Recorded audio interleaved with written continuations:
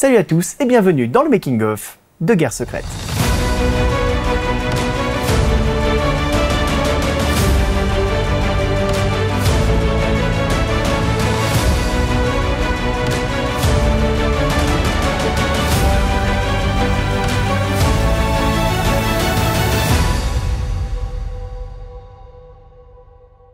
Ce making-of sera un petit peu différent de d'habitude puisque cette fois-ci ce n'est pas moi qui l'ai écrit et monté mais Lucas. Lucas qui est donc en charge de la prise de vue et du montage sur ce making-of qui, vous verrez, est un petit peu différent des formules habituelles de making-of sur cette chaîne, mais c'est pas plus mal, ça fait du bien de changer un petit peu parfois. Quant à moi, je vous retrouve juste après son making-of pour parler de 2-3 points qui n'ont pas pu être abordés lors des interviews avec l'équipe et notamment quelque chose qui revient régulièrement en commentaire et en message privé, à savoir combien me coûte un court-métrage comme Guerre secrète et comment je le finance. Vous saurez tout ça dans cette vidéo. C'est parti!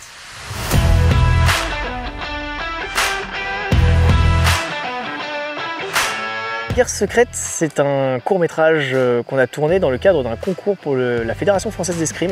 Et du coup, c'est un concours en fait, dans lequel on est censé mettre en scène un combat pendant 4 minutes. Le thème est très libre, c'est du court-métrage de combat, on peut faire plein de choses. Et donc j'ai proposé à Quentin de faire qu'on fasse un court-métrage, puisqu'on avait déjà travaillé ensemble sur Parleur. Action! Quand Geoffrey m'a proposé le projet, c'était on va faire ça à l'arrache, un après-midi dans un bois et tout. Je fais non, Geoffrey, on vient de faire Parleur, on a une belle scène de combat dedans et tout, on va faire un truc bien, on va faire un truc quali. Donc là, à mon avis, vu comment ça va évoluer, on aura 2 versions, une version pour le concours et une version qu'on diffusera sur YouTube, sur les sites de partage de vidéos. Je pense que mourir dans ces murs, ce sera une des plus belles choses qui me sera arrivée cette année.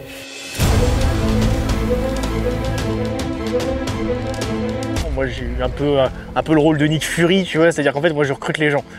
Ce qui est organisation vraiment pure et dure, brute quoi, là c'est Marie qui s'en est occupée du coup en passant une annonce sur cinéas.org. Elle fait partie des quelques personnes qui ont répondu à l'annonce et c'est celle qui avait le profil qui semblait le plus correspondre à ce qu'on cherchait. C'est une histoire d'espionnage.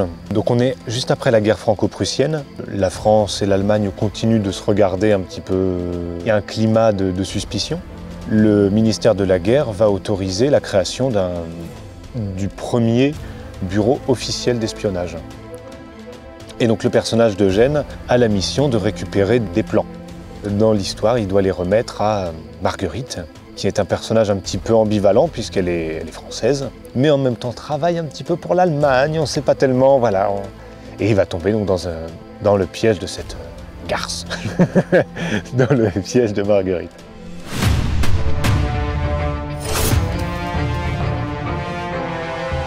Nicolas parce que c'est son compagnon d'armes habituel avec lequel il a l'habitude de faire des chorégraphies de combat, donc c'est de 1 beaucoup plus serein en termes de sécurité et de 2 aussi c'est une meilleure ambiance quand on travaille avec des gens qu'on connaît. Et Cécile du coup qui est la compagne de Geoffrey qui elle aussi est comédienne, le hasard fait bien les choses et qui du coup a pris le rôle de Marguerite pour ce tournage. Ensuite, sur les 3 petits rôles qu'on a sur l'introduction, donc qui sont donnés à Philippe, Aurélien et Valentin, là c'est des rôles qui renforcent vraiment l'univers. Et du coup c'est cool de plus travailler avec les copains. Ça reste quand même un tournage très détente, très fun. On reste malgré tout des amateurs, mais on essaye d'être le plus professionnel possible parce qu'on aime les belles images et on aime la qualité. Donc on fait tout pour avoir une qualité à la hauteur de nos attentes.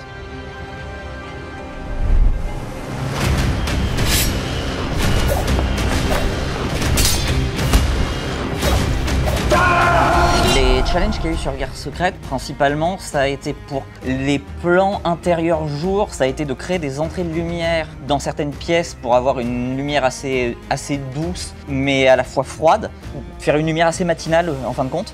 C'était assez difficile, du fait de l'architecture du château, de pouvoir bien mettre une lumière en extérieur. Et à l'inverse, il y a eu aussi une difficulté sur certains plans de contrer ces entrées de jour qui, elles, étaient naturelles par d'énormes vitraux, notamment dans la scène des escaliers, où là, on a eu le problème que énormément de lumière rentrait dans le bâtiment et donc on a dû mettre beaucoup de sources artificielles à l'intérieur pour rehausser et ne pas avoir l'extérieur complètement cramé.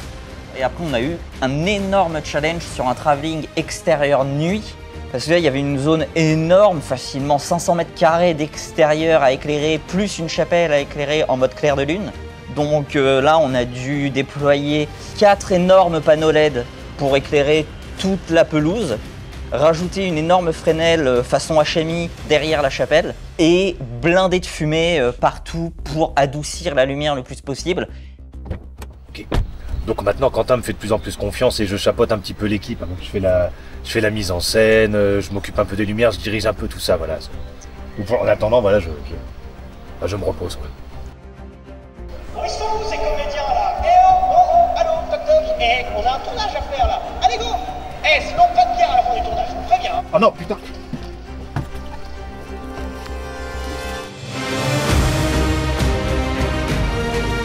Pour les accessoires sur ce projet, on avait une période historique pas très utilisée. On est encore sur une période qui est post-Second Empire. Donc il a fallu faire pas mal de recherches. Nous, à Imagivienne, on a l'avantage d'avoir un atelier avec des réserves d'accessoires, de petites choses qu'on a constituées au gré des années. C'est pas un fond très complet, mais disons qu'il peut être assez polyvalent. Pour ce décor, on a fait pas mal de recherches, comme d'habitude. Et la principale, ça a été qu'il y avait énormément de papeterie. Des cartes, des documents anciens. Il y avait un dossier, celui de Landry également.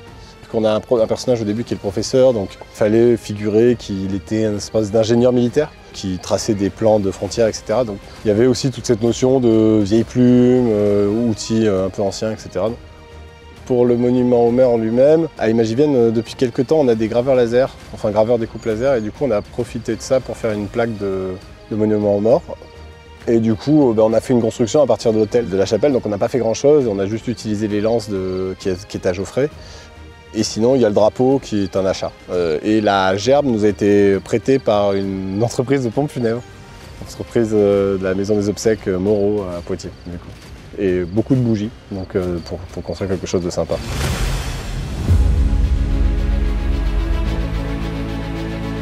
Tourner dans un château comme le Château Rocher, pour nous, ça représente plein d'avantages, et y compris, ça s'inscrit dans la démarche globale qu'on a à l'Avectan depuis plusieurs années de valoriser notre patrimoine en Limousin.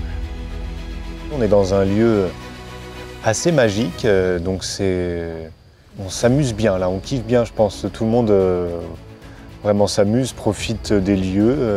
Il y a une très bonne ambiance sur le plateau. Non, c'est à moi. Ça fait du bien, on met en valeur quand même des décors exceptionnels. On est quand même en France, on arrive à avoir des régions où on peut représenter d'autres lieux dans le monde ou d'autres époques. Je suis très contente en fait de sortir de la région d'Île-de-France, même s'il y a des belles choses. Et puis je découvre le Limousin, donc je suis contente. C'est extraordinaire d'avoir ce type d'architecture ici. Moi, je ne savais pas du tout avant que Seb m'en parle. Je ne savais même pas qu'il y avait des joyaux comme ça ici.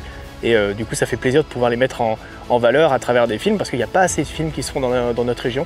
Et du coup, voilà, ça permet de les valoriser. Merci encore à Lucas pour son énorme travail sur ce making-of. On n'a clairement pas du tout le même style de montage, mais je trouve qu'on se complète plutôt bien, que c'est rafraîchissant. Et n'hésitez pas à me dire en commentaire si jamais vous avez aimé et si vous voulez que Lucas revienne pour d'autres making-of. On va maintenant parler des quelques points qui n'ont pas pu être abordés lors des interviews avec l'équipe. On va commencer par quelques chiffres. Guerre secrète, c'est 2 week-ends de tournage. Le premier fin avril avec une équipe de 16 personnes, et le second fin mai, en équipe réduite cette fois-ci, pour retourner toutes les scènes dans la chapelle, car on n'était clairement pas satisfait de la mise en scène et de la lumière, et on a clairement bien fait. Je vous laisse les deux versions l'une à côté de l'autre, vous verrez, la V1 était clairement dégueulasse. Il faut savoir que sur ces 2 week-ends de tournage, on a tourné uniquement le samedi. Le vendredi et le dimanche étant dédiés au transport de toute l'équipe jusqu'au Château Rocher en Haute-Vienne, là où on tournait le court-métrage. Et du coup, sur ces 2 samedis de tournage, on a cumulé en tout 35 heures de plateau, et notamment lors du reshoot, Geoffrey et Nicolas se sont battus pendant 7 heures non-stop, de minuit jusqu'à 7 heures du matin. C'était hardcore. Au niveau du matériel, ceux qui me suivent sur Instagram le savent déjà, mais j'ai remplacé ma fidèle C100 Mark II, avec laquelle je baroudais depuis 7 ans, par sa petite sœur, la Canon EOS C70. Et mon Dieu que cette caméra est incroyable. Non seulement elle est dans la droite lignée de ses grandes sœurs que sont la C100 et la C200, mais en plus de ça, elle a un rendu d'image tout bonnement fabuleux. On a tourné tout le court-métrage en 4K 10 bits 4:2 avec parfois des passages en All Intra ou même en long op. car clairement aucune différence n'était visible sur les rushs, et encore moins une fois la compression YouTube passée par là. Ce qui par contre passait parfaitement à travers la compression YouTube, c'était les 16 diaph de plage dynamique de la C70 en Canon Log 2. Et pourtant, avec des scènes comme celle de l'escalier ou celle des arcades, on l'a mis à rude épreuve ce capteur de C70. Mais rien à faire, on arrivait toujours à proprement exposer nos highlights de telle manière à ce que rien ne soit réellement cramé à l'image. C'était vraiment grisant de se retrouver avec une telle liberté au tournage dans le choix des éclairages, et autant vous dire qu'avec Django, on s'est régalé. Au niveau des optiques, on était parti sur la gamme des Zeiss ZE 35, 50 et 85 mm pour bénéficier pleinement de la bague Speed Booster 0.71 de Canon. Mais par manque de temps, on a fini par tourner tantôt avec celle-ci, tantôt avec le Canon 1635 f2.8 USM 3 et tantôt avec le légendaire Sigma Art 1835 f1.8 sans la bague Speed Booster. Et c'est tout pour ce qui concerne le matériel. Je prépare actuellement une grosse série de vidéos sur la Canon C70 qui devrait sortir normalement à la rentrée et qui reviendra en détail sur mes 6 mois d'expérience avec cette caméra, que ce soit en tournage fiction, en tournage corporate ou même en tournage de captation. Passons maintenant à ce qui en intéresse beaucoup d'entre vous, le budget. Car vous n'êtes pas sans savoir que même si toute notre équipe est bénévole et que nous ne louons pas de matériel car c'est essentiellement le mien, un tournage semi-professionnel comme les nôtres, ça coûte de l'argent. Et ça pourrait en coûter beaucoup plus si on n'avait pas la chance d'avoir déjà tout le matériel à disposition grâce aux partenaires de la chaîne et notamment à Lupo. Dans le cas de Guerre secrète, le budget total du court-métrage s'élève à un peu moins de 800 €, ce qui est très peu. Pour vous donner un ordre d'idée, le budget de parleur, ça avoisinait les 1500 €. Ce qui nous coûte le plus cher sur un tournage, c'est paradoxalement les frais de transport. Dans notre cas, je mets un point d'honneur à toujours revenir tourner dans mon Limousin, car j'aime ma région. Mais cet amour me coûte cher. En l'occurrence, descendre une voiture comme la mienne, remplie de matériel avec 2 ou 4 personnes dedans selon les tournages, ça me coûte 100 € aller-retour. Multipliez ça par 2 si vous descendez à 2 voitures, et multipliez ça par le nombre de sessions de tournage dont vous avez besoin. Et comme le monde est bien fait, je travaille en semaine, du coup on ne peut tourner que les week-ends. Et si le projet nécessite 2 journées complètes de tournage, ce sera en réalité 2 week-ends de tournage. Puisqu'on peut difficilement tourner le dimanche et repartir dans la foulée, surtout si on a tourné la nuit de samedi à dimanche. Le budget transport sur ce projet représente donc 400 €, soit la moitié du budget total. Le second poste de dépense sur le tournage, c'est en général la régie, c'est-à-dire tout ce qui va toucher à la nourriture. Car votre équipe de bénévoles, il va falloir la nourrir.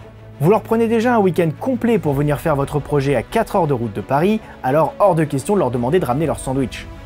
Et ça peut chiffrer très vite quand vous avez 16 bouches à nourrir sur 5 repas. Tout dépendra alors de la capacité de votre régisseur à concilier bonne bouffe et budget serré. Tout un art. C'est compliqué, mais comme tous les tournages. Il faut donc prévoir de quoi manger pas trop mal, chaud ou froid en fonction des saisons, carné, végé ou vegan en fonction des régimes alimentaires de chacun, et surtout ne pas oublier la sacro-sainte table régie. C'est une table pas trop éloignée du plateau sur laquelle on met en général plein de trucs hyper gras ou hyper sucrés pour que chacun puisse se prendre un petit remontant entre deux prises.